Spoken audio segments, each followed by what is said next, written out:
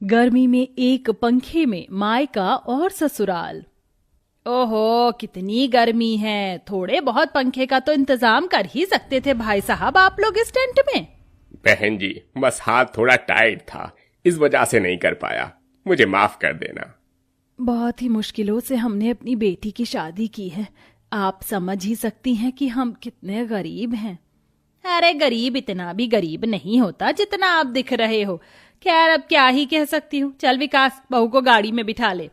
दुर्गा के इतना बोलते ही शिवन्या फूट फूट कर रोने लगती है और अपनी माँ और पिता को गले से लगा लेती है। माँ, पिताजी, मुझे आपकी बहुत याद आएगी। जिस आंगन में पली बड़ी, आज उस आंगन को छोड़कर जा रही हूँ। अरे पगली, हर बेटी को अपने ससुराल तो जाना ही होता है। ये सब देखकर दुर्गा अपने आप से कहती है, ओहो, इनका ड्रामा भी खत्म नहीं होने वाला। मैं तो एसी वाली कार में ही बैठ जाती हूँ। दुर्गा एसी वाली कार में बैठ जाती है जो विकास के दोस्त की थी। अरे अमित, कार का एसी तो चलाना, बहुत गर्मी लग रही है। अमित कार का एसी चला देता है। कुछ ही देर में शिवन्या अपने पति के साथ कार में बैठ जाती है और अपने ससुराल पहुंच जाती है, जहां उसकी ननद उसका गृह प्रवेश करती है। आ जाओ भाभी, इस घर में आपका स्वागत है। पूर्वी गृह प्रवेश करके शिवन्या को घर के अंदर लेकर आती है। अरे चलो हटो हटो, मुझे थोड़ी देर कूलर की हवा खाने दो। अरे भाग्यवान, क्या दिक्कत है? जब भी मैं कूलर के आगे बैठता हूँ तो तुम्हें कुछ ज्यादा ही गर्मी लगती है और मुझे कूलर के सामने से हटा देती हो। अच्छा, तुम तो बस कहो ही मत। कुछ सारी हवा आपको ही चाहिए। हम तो जैसे पागल हैं इस घर के अंदर। अब तुमसे भला कौन ही जीत सकता है? खाओ, तुम ही हवा खाओ कूलर की। घर में एक कूलर के साथ एक ही पंखा था और सब एक ही कमरे में सोते थे। रात को सब कूलर के आगे लेट जाते हैं और सबसे आखिरी में बेचारी शिवन्या सोती है। अरे ये क्या, बहुत गर्मी लग रही है, लेकिन अब कर भी क्या सकती हूँ। शिवन्या जैसे तैसे करके सो जाती है। अगले दिन जब सवेरा होता है तो शिवन्या को ही घर के सारे काम और जिम्मेदारी उठानी पड़ती है। शिवन्या धूप में बाहर आंगन में बर्तन धोकर घर के अंदर आती है। उसे बहुत पसीने आते हैं। वो जैसे ही कूलर के सामने बैठती है, वाह, देखो तो सही, महारानी कूलर की हवा खा रही है। अरे तू अपने ससुराल से लेकर आई थी क्या इस कूलर को? माँ जी, बहुत पसीने आ रहे थे इसलिए थोड़ी देर यहाँ बैठ गई। इसका बिल तेरा बाप नहीं भरता है। दुर्गा कूलर का बटन बंद करके चली जाती है। इस तरह बेचारी शिवन्या को सारे काम करने के बाद भी थोड़ी देर कूलर का सुकून भरी हवा खाने को भी नहीं मिलती। एक दिन विकास अपने काम पर से वापस घर लौट रहा होता है। आज तो बहुत ज्यादा ही लेट हो गया हूँ। जल्दी जल्दी चलता हूँ, गर्मी बहुत हो रही है।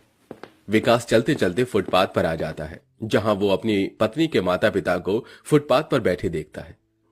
अरे अरे, माँ जी, पिताजी, आप यहाँ? आप इस तरह फुटपाथ पर क्यों बैठे हो? बिटिया की शादी करने के लिए हमारे पास पैसे नहीं थे, इसलिए हमने घर गिरवी रखा था। तुम्हें तो पता ही है कि हम बहुत गरीब हैं। जैसे तैसे अपने घर में गुजारा कर रहे थे, लेकिन जिन लोगों के पास हमने अपने मकान के कागज गिरवी रखे थे, उन लोगों ने हमारे घर के ऊपर कब्जा कर लिया है और हमें घर से बाहर निकाल दिया है। अरे, मेरे रहते आप इस तरह परेशान नहीं होंगे। इस तरह तो आप गर्मी में मर जाओगे। ऊपर से आपको घमौरी भी हो गई है। चलिए, आप घर चलिए, अब आप हमारे साथ ही रहेंगे।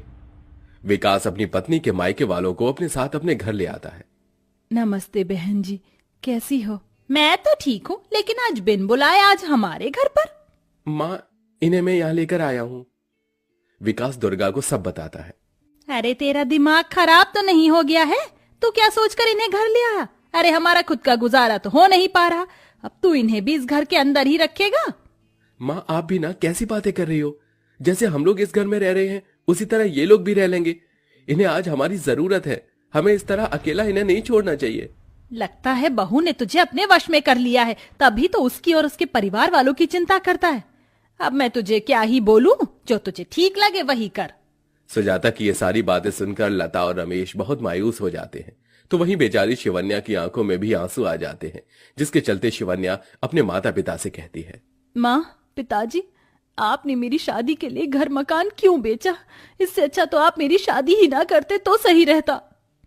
बेटी, हमें तेरी शादी तो करनी ही थी, लेकिन अब एहसास हो रहा है कि गरीबी और जल्दबाजी में रिश्ता गलत घर में कर दिया। लता की ये बातें सुनते ही शिवन्या रोते हुए अपनी माँ को गले से लगा लेती है।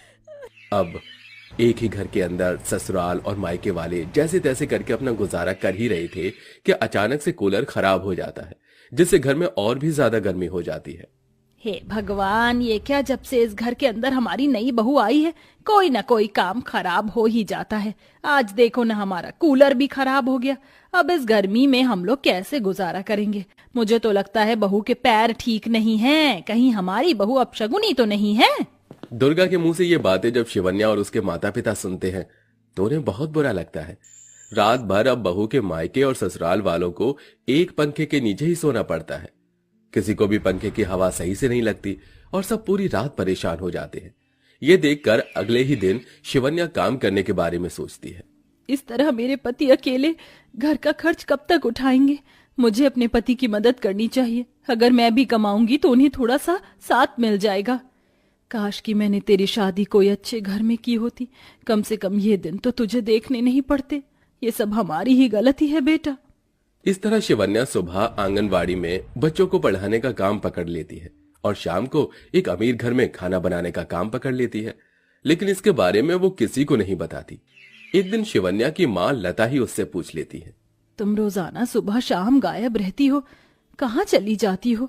वैसे तुम्हें सब कुछ जानती हूँ, लेकिन मैं तुम्हारे मुंह से सुनना चाहती हूँ।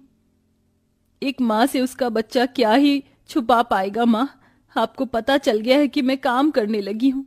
हाँ बेटी, मैं जानती हूँ, लेकिन तू जानती है ना तेरी सास कैसी है। अगर उसे पता चला तो तुझे 100 बात सुनाएगी। मुझे अपने पति की हेल्प करनी है और साथ में इस घर के अंदर एक कूलर पंखा दोबारा से लगवाना है ताकि किसी को गर्मी में मरना ना पड़े। ऐसे ही शिवन्या बहुत ही स्ट्रगल करती है। उसे घर के सारे काम भी करने होते हैं और साथ में उसे छुप छुप कर नौकरी पर भी जाना पड़ता है। एक दिन दुर्गा शाम के वक्त लता और रमेश से कहती है, अरे बेटी के ससुराल में आने के बाद मुफ्त की रोटी तोड़ते हुए शर्म नहीं आती क्या तुम्हें? मुझे तो लगता है बिल्कुल ही बेशरम हो। तभी वहां ऑफिस से शिवन्या वापस घर आती है और वो ये सब सुन लेती है। उसके हाथ में एक पंखा और एक कूलर होता है। देखो तो सही, क्या कहने, एक हाथ में पंखा है तो एक हाथ में कूलर। किसका है ये?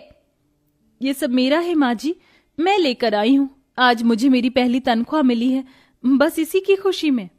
शिवन्या कूलर और पंखा अपने कमरे में लगा देती है, जिसके बाद उसका कमरा बहुत ठंडा हो जाता है। अब से शिवन्या अपने माता पिता को अपने कमरे में ही सुलाती है। उनका ये प्यार देखकर दुर्गा को कहीं न कहीं अपनी गलती का भी एहसास होने लगता है।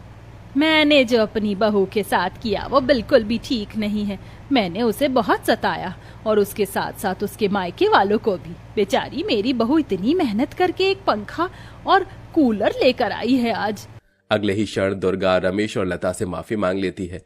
ये देख शिवन्या को अच्छा लगता है कि उसकी सास को अपनी गलती का एहसास हो गया है और उसका ये बदलाव देखकर शिवन्या बहुत खुश होती है। किसी को कोई परेशानी नहीं करती। कुछ समय बाद लता और रमेश अपना कर्ज उतार देते हैं और वापस से अपने घर में रहने के लिए चले जाते हैं।